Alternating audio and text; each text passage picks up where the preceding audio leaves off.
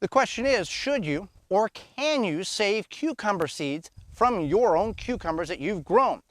Cucumbers, once changed from green to yellow, means they're over-ripened, and if left alone, the seeds begin to mature even more until they're completely yellow. Then you could save the seeds.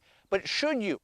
Well, are you growing more than one variety in your garden? If you are, my advice would be don't save those seeds, because cucumbers can cross very easily with other cucumber varieties.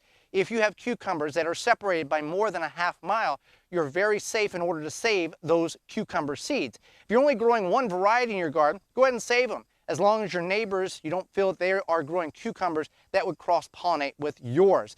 You will get a cucumber if you save a cucumber seed from a cross variety, but it may not be as tasty or what you would hoped to have harvested. For more information, please visit thewisconsinvegetablegardener.com.